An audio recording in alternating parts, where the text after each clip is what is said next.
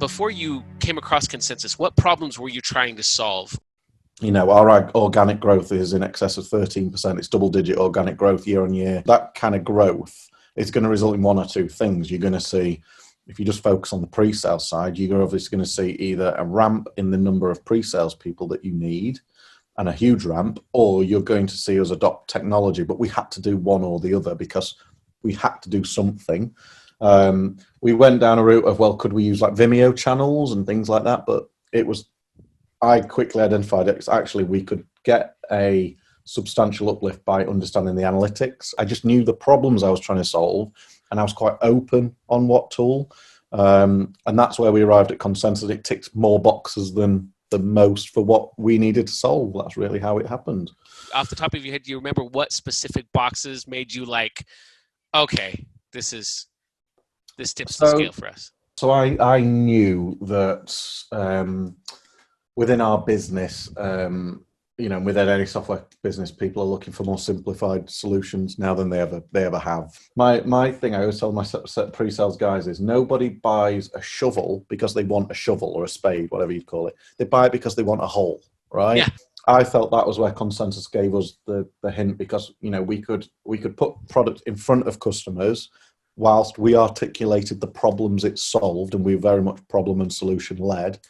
And then if the customer sees value in it, great, then there's a conversation on a sales front. And if they don't, then that's okay too. But then there's as much value in why did you not see value from it as there is in what did you see in it. So either way, it opens a conversation without us needing to have those web meetings, and it allowed us to scale without the headcount. That was what I was looking for.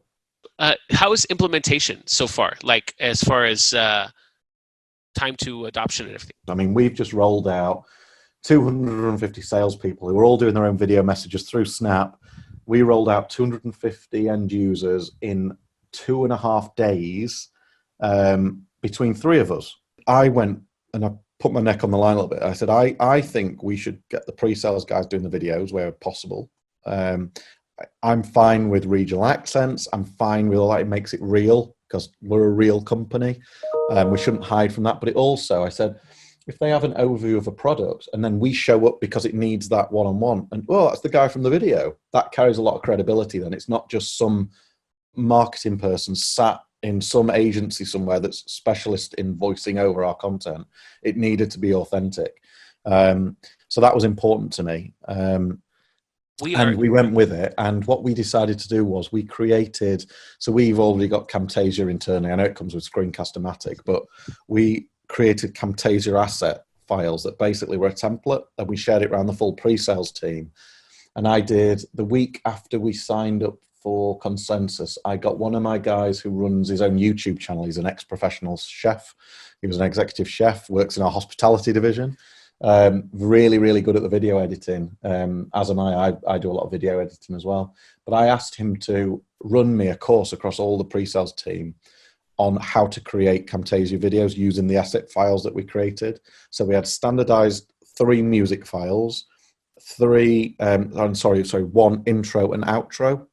So all of the videos had similar music, and it wasn't loads of different music, but it also had the same intro and outro. So if we took product from anywhere in the business, it felt roughly the same. It might be a different person, but it felt authentic whilst having a structure to it. And that really ramped up. So we've now got, we had 243 individual videos in our library, single demos, inside 8 weeks. Woo! So my initial worry was we're not going to have the content, right? That, and like I said to you, that flipped on its head. It was like, right, I'm not worried about the content.